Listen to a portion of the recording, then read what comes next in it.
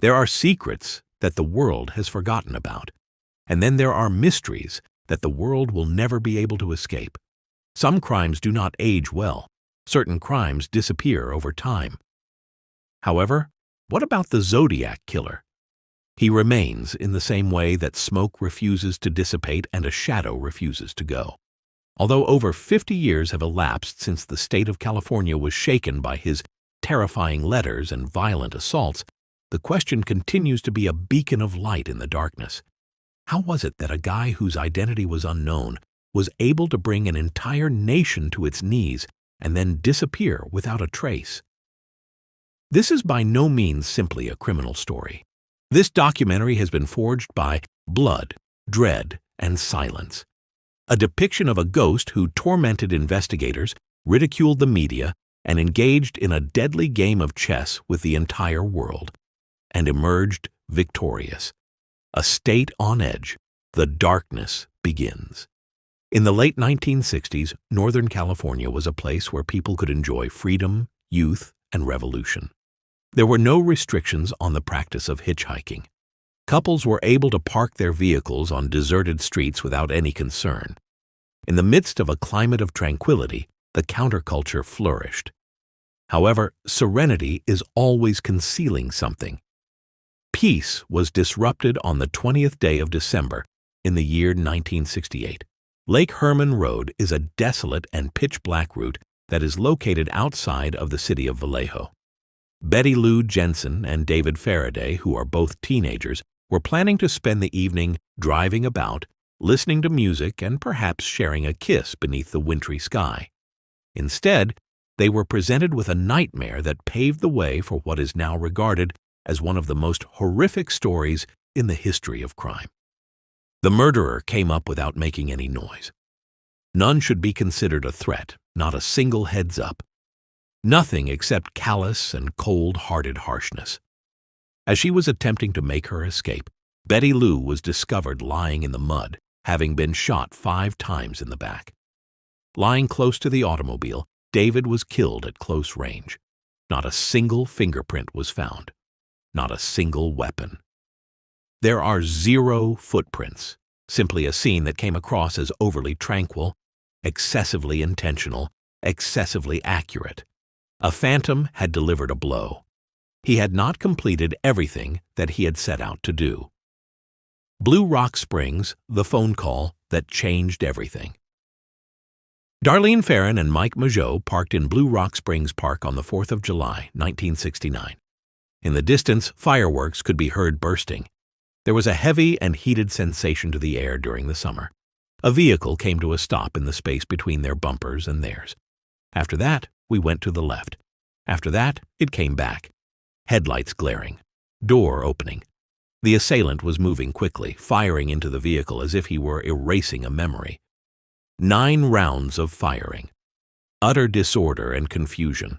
Exhalation of smoke. Cries that are drowned out by the darkness. Darlene passed away. It is a miracle that Mike made it through. And after that, the person who committed the murder placed a phone call. A phone call that would alter everything. "I would like to inform the authorities of a double murder," I said. He spoke with a tranquil voice, unaffectionate, to the point of boredom. The attack was detailed by him. On Lake Herman Road, he confessed to being the person responsible for the murders. After that, the phone call was ended.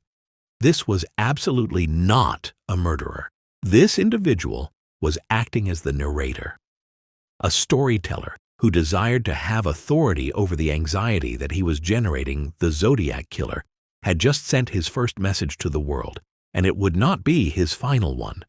This is a story about the birth of the Zodiac, as told in letters written by a monster. 3 newspapers, namely the San Francisco Chronicle, the San Francisco Examiner, and the Vallejo Times-Herald, received letters on the 1st of August, 1969, written by hand, provoking or disdainful behavior, intimidating. The author wrote about killings that only the murderer could be aware of and insisted that the newspapers run his associated cryptograms, each of which included hidden codes that he asserted would expose his true identity. The following sign was a terrifying one, and was written at the bottom of each letter, a circle across, something that is intended to be hit. This was the moment that the name of the Zodiac was introduced to the world for the first time. The perpetrator was not simply a male any longer. He was a well-known and respected name. A legend that is still being written, a power that was in search of acknowledgement, as well as dread.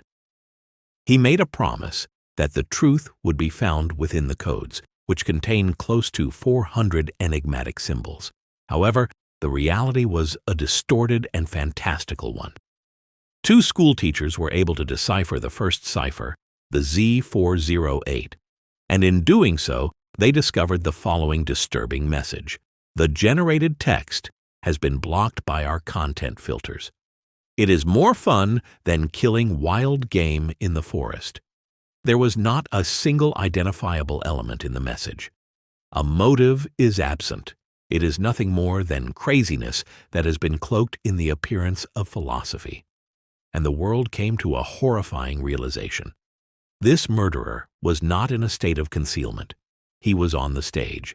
Lake Berryessa is also known as the Hood of Terror. Everything was transformed on September 27, 1969.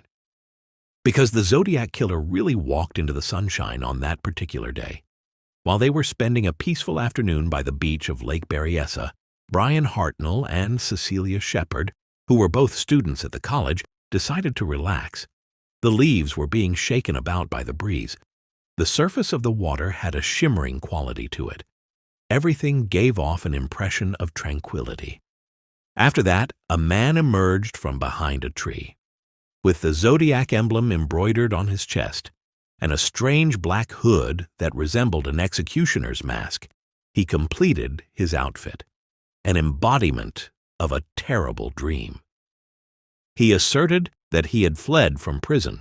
According to him, he needed their vehicle. He told a falsehood. He began to stab them after he had bound their hands and feet and was kneeling next to them, doing it slowly, with great care, and without any rush. Cecilia let out a shriek. Brian made a plea. However, the killer was a machine. He then made his way over to Brian's vehicle and scrawled a message on it. It was as though he were signing a work of art. Vallejo, 12, 20, 68, 74, 69. September 27th to 69 to 6:30, by knife. A chronology of homicides, a distinguishing feature of wickedness. Cecilia passed away. Brian was able to survive long enough to describe the murderer. However, the Zodiac remained a faceless entity, even with this terrifying knowledge. A form that is not recognizable as anything, a creature with the potential to be anybody. The San Francisco cab murder and the killer in plain sight. 1969, on the 11th of October. The city by the bay. An evening in the metropolis that is bustling with activity. Paul Stein, a cab driver, gave a ride to a man who was in the theater district. There is nothing out of the ordinary. However, the passenger shot Stein in the head, cleaned the scene, and then left the area in a composed manner at the intersection of Washington and Cherry Streets. The murderer was observed by a group of teens from their window. They could clearly see his walk, his spectacles, and his clothing. They summoned the authorities by calling the police. And then, at that moment, the error occurred. The officers were prompted to seek a black person as a result of a misunderstanding.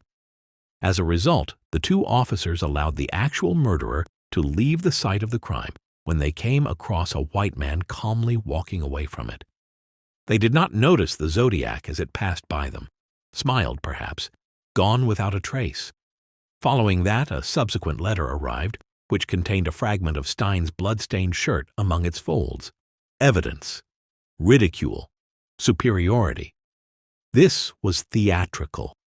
There is no way to characterize this as anything other than theater. And the world was the audience. An assassin who is obsessed with the pursuit of power. The majority of criminals avoid being in the limelight. The Zodiac moved in its direction. he sent additional correspondence. More lengthy messages, more significant dangers. He claimed that he would shoot children on school buses, picking off the kiddies as they come bouncing out. He went into great detail about the bombs that he claimed to have constructed. He made fun of the people who reported the news. He spoke disrespectfully about the police. Every character was overflowing with self-importance. Each expression was dripping with condescension. Both dread and admiration were the emotions he wished to evoke. The desire for blood was not something that the Zodiac Killer experienced. He had a strong desire for attention. The gun was not the weapon that he truly possessed. The headline was the following: A gallery of shadows, the suspects. Thousands of suspects have been identified over the course of several decades. However, not a single one of them ever fit perfectly. The case was never closed by anyone. The notorious almost perpetrator, Arthur Lee Allen. He was a big, violent individual who was fixated with youthful victims and possessed a watch that featured the zodiac symbol. He boasted about his desire to murder. In disturbing ways, he was a perfect match for the description. However, what about the evidence? A complete and utter failure. His penmanship was not a good fit. His DNA did not correspond with the other samples. The study of the fingerprints did not provide a conclusive result. He was just the type of person who would be a suspect, except that he was not. Lawrence Kane, the enigmatic phantom, a man who has a history of stalking women, has a memory that is impaired, and gives off a predatory glare. He resided in proximity to a number of the scenes of the crimes. He had a striking resemblance to the witness sketches. However, once more, there is a lack of evidence. The online frenzy featuring Gary Post. A group of detectives has put out the notion in recent years that the Zodiac Killer was an Air Force veteran by the name of Gary Post. The media exploded with excitement. Jack Terrence, Rich Marshall, is a well-known American actor, voice actor, and singer. The younger Earl Van Best Rick Marshall is a former American football wide receiver who played in the National Football League for 7 seasons. A great many more. The names were listed, names dropped. Every one of the suspects carried a portion of the truth, but never the complete truth. The puzzle known as the Zodiac Killer was like an impossible jigsaw with pieces that could be found in 1,000 different boxes. The ciphers, codes that were created to last forever. The ciphers that were created by the Zodiac became legends in their own right. A few were resolved. What were the findings of this? Another communication from beyond the grave. Make fun of those who investigate. Being insistent that he could not be captured. Bragging that there was nothing that would be able to stop him. The 2 ciphers that are still undeciphered. It remains an open case, haunting to this day. The investigations, a case that fought back. The dissatisfaction of the law enforcement agencies was transformed into an obsession as the mystique of the Zodiac Killer continued to grow. A great number of agencies, hundreds of law enforcement personnel reports that consist of thousands of pages interviews that go on forever. He went as far as to write the following in 1970. I do not fear the gas chamber, because it will hasten my arrival in paradise. He was making fun of the system of law and order, feigning death, ridiculing the whole concept of dread. How do you catch a man who is not afraid of the consequences of his actions? It is your desire for him to grow older. You hope that he will be betrayed by time. However, time also had a role to play in the matter. The disappearance, a silence that is even more terrifying than violence. After that, he came to a halt. There was a decrease in the speed of the letters. The massacres became less prominent over time. There were no more leads to follow. It was as if the Zodiac had simply disappeared into thin air that night. Did he pass away? Was the nation excited by him? Did he get caught for a different crime while using a different identity? Was his decision to stop merely the result of him growing weary of the fear he caused? The investigation into the Zodiac Killer case continues to be one of the most perplexing in history because it defies convention. It is interminable. Nothing has been resolved. There is none. Not a face to be seen. Only shadows are present. Only signs, nothing more. Only fear is present. The crimes that he committed were horrific in nature. However, the fact that he remained silent was even more problematic. He was known to write letters that were vicious in nature. However, his decision to vanish was a stroke of genius. His identity has yet to be discovered. And that truth is the ultimate and frightening conclusion. A murderer who is apprehended in the act of the crime becomes a part of history. A murderer who manages to evade capture attains legendary status. The person who has been committing crimes under the name Zodiac Killer is no longer a man. Between the codes that remain unanswered and the newspaper clippings that have become yellow with age, he is a myth that is enveloped in eternal darkness, and he continues to observe us. And it may be just what he was hoping for.